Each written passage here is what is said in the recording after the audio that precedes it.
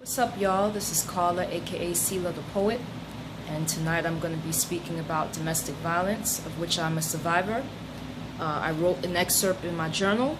It's called Ongoing No Contact. In February 2011 is when I made the decision to leave my family, the only family I ever had known. I moved in with a friend and went into hiding. I had been verbally and physically assaulted by my mother after we had an argument about the temperature of my son's shower water. This happened in front of my kids and Elijah, my nephew. I remember her words, her calling me a bitch, calling me out my name, her threatening to kill me, hurt me, while my son was crying hysterically. I remember picking up a baseball bat to try to protect myself, and I remember having to call the police for her to finally leave my room.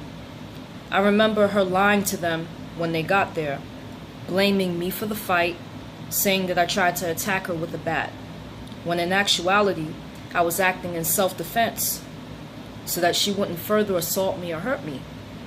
I remember my nephew Elijah crying because I was packing up and leaving, but I could no longer stay. It hurt. It hurt like someone stuck a knife in my back. I knew then my mother was an abusive woman that no longer cared about me. After I left, she helped to ruin relationships that I had with my sisters, who believed her lies and her other rumors, and other extended family that she told rumors and untruths to about me. So the people that I knew as family for years, Christmases, Easters, summer barbecues, stopped talking to me because of my mother's influence and lies. They believed her and took her side. If only they knew the truth about how manipulative and violent she really was. So then began the false accusations and allegations, written in court papers, by the way, as I began to take my ex-husband and her to court for orders of protection. My mother really got to my sisters, and they made the choice to side with her and attack me verbally and through slander, all because I stood up for myself and decided to say, no more abuse, no more disrespecting me.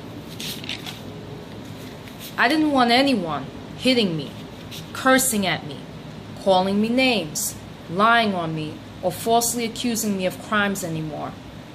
I tried numerous times to have a mediation session, and every time my relatives refused. They refused to change. They refused to take responsibility for their actions and their abuse against me. They denied doing anything and would try to justify their mistreatment of me, claiming that I was crazy or schizophrenic, which I'm not. I could no longer tolerate their violence, lying, slander, and drama. I refused to be violated and treated wrong any longer. Similar to the Joseph of the Bible, I was betrayed by my relatives and abused and mistreated. But I wasn't sold into slavery. I made the choice to leave for the preservation of my mind, spirit, body, and for my own safety. God was with me every step of the way. It was difficult leaving those biological relatives behind, but I realized that they were just blood and not family in true sense of the word. Because family loves you, supports you unconditionally, and looks out for your best interests. And with my biological relatives is where I experienced the most hatred, ugliness, indifference, and violence on their part. The wisest thing I ever did was going no contact. When I left them, that's when I felt like my life really began, and I realized who I really was and who they really were not. Sometimes in life we have to leave those we love behind, not because we don't care about them, but because they are toxic and poisonous to our souls. Love does not seek to destroy you. Love builds you. I learned that by leaving my abusers behind, and those abusers were my relatives.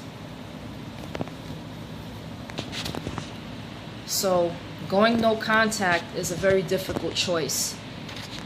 You know, sometimes you feel loyalty. Sometimes you feel, you know, a sense of guilt. But there comes a point in life where you have to act in your own safety. You know? You not only have to love others, but you also have to love yourself. And you have to look out for yourself, because nobody's going to do it for you. So, that's my story about going no contact. I have my reasons, and I wouldn't take it back. It's something that had to be done. And for anybody out there who's going through that, you know, I will be praying for you and wishing good vibes toward you, because it's not easy. Good night.